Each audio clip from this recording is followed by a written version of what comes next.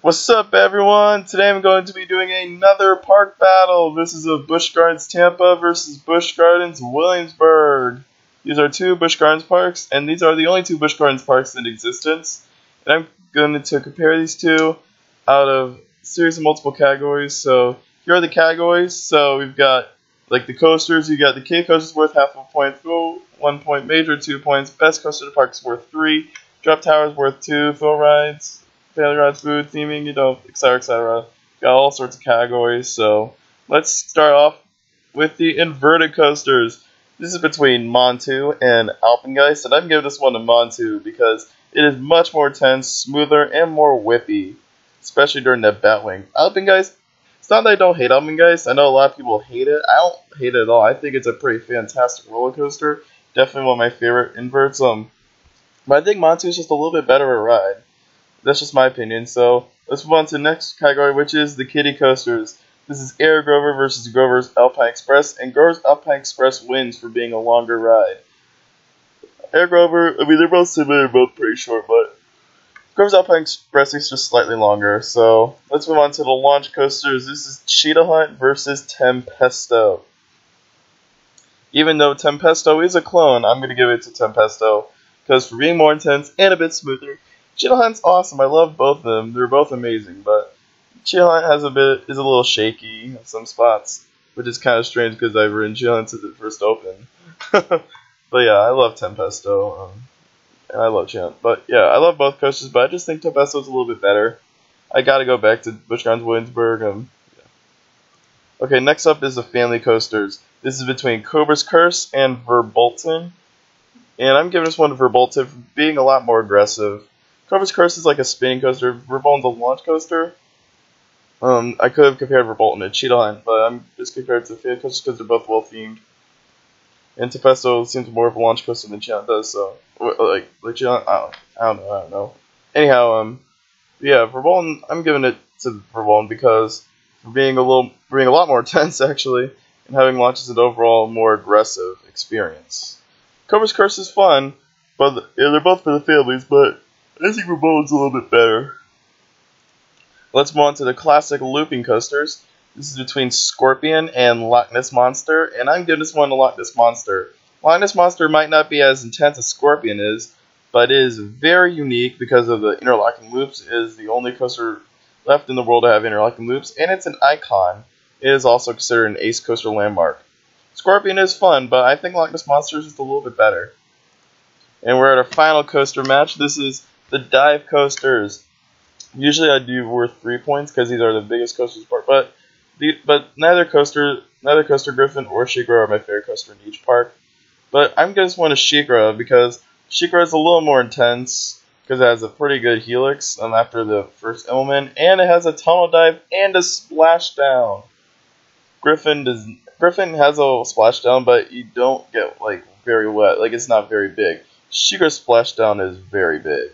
And also has a tunnel dive. Griffin has another inversion, but SheiKra has that tunnel dive. And I'm giving my point to I'm giving the 2 points to SheiKra. Let's move on to the extra coasters now. This is Kumba. We got Kumba here. This is worth 3 points because Kumba is my favorite coaster in the park. And you got Sand Serpent, which is worth 1 point. So those are the extra coasters. It'll add up to the scores for each park. And Busch Gardens Williamsburg is getting more coaster points. Polystrate's getting 3 points because Polystrate is, in my opinion, the best coaster at Busch Gardens Williamsburg. And Invader is getting 2 points. Even though I haven't ridden Invader, I think it's like to be a nice flying coaster. Anyhow, let's move on to the drop towers. This is between Falcon's Fury and Mock Tower. And I'm giving this to Falcon's Fury by a long shot. Falcon's Fury is absolutely wild and absolutely insane. Mock Tower is fun. I've ridden both. Mock Tower is fun. But Falcon's Fury, oh my gosh, I love that thing so much. It is also more visually appealing. Let's move on to thrill rides, and Busch Gardens Williamsburg takes this category by a long shot. Busch Gardens Tampa only has one flat ride, which is the Phoenix. Oh man. Busch Gardens Tampa really lacks on thrilling flat rides. They have Falcon's Fury and Phoenix, but honestly Phoenix kind of sucks. But yeah, Busch Gardens Tampa needs some more thrilling flat rides. But Busch Gardens Williamsburg has some good ones. Like they got like that ride that's shown on the picture. I'm not exactly sure what it's called, but they have a lot of amazing flat rides throughout the park. So let's move on to family rides. This is based off family rides. This also includes water rides.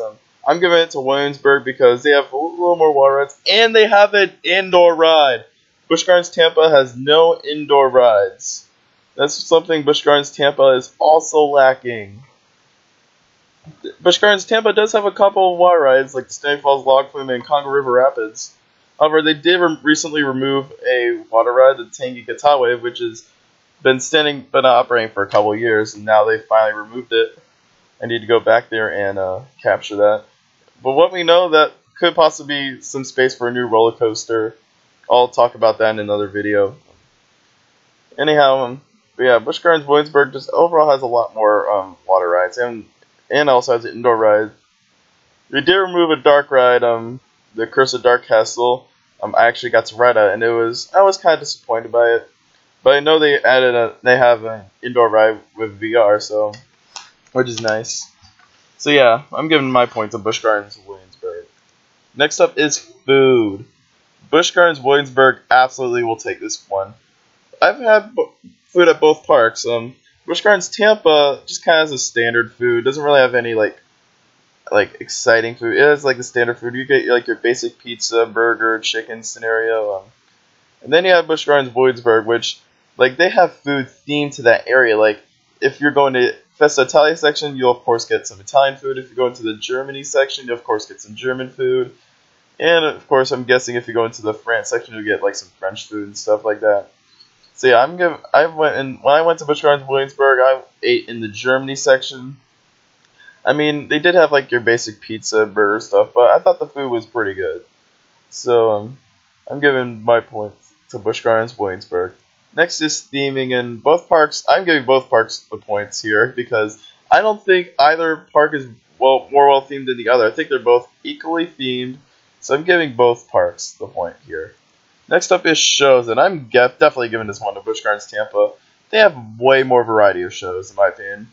Like, they have an ice skating show. They've got, like, a bunch of character shows. Busch Gardens Williamsburg, I think, has more cultural shows. I don't think I even saw any of the shows at Busch Gardens Williamsburg.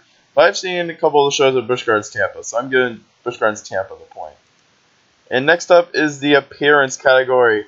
And Busch Gardens Williamsburg absolutely takes this category. It has such a beautiful setting. Like, there's a very iconic shot of Griffin, Alpengeist, Loch Ness Monster all together. And if you can get pretty lucky if you can catch a photo of all coasters running at the same time from where you see that specific spot.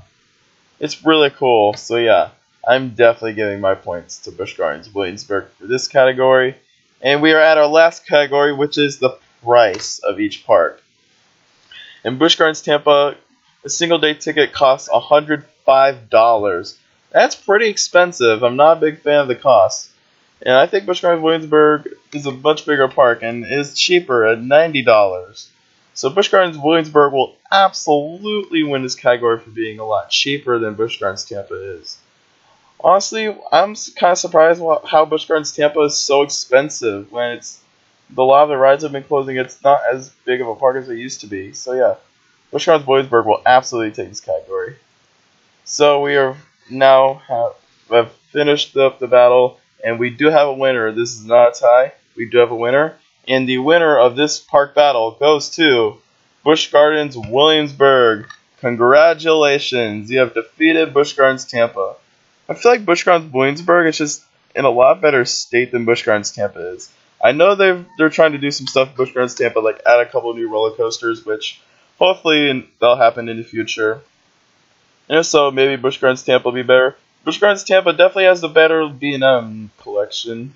I don't know. I don't know. But yeah, I think Busch Gardens Tampa definitely has like a lot better kick butt B&Ms like Kuma and Montu. But I mean, Busch Gardens Williamsburg does have some nice roller coasters too. But yeah, that will do it for this park battle. Hope you guys enjoyed. You guys can comment down below which park you think is better. Also, don't forget to like the video. Don't forget to subscribe for more videos in the future. And don't forget to check out the social media link, which will be in the description below. Catch y'all next time. Have a theme-tacular day.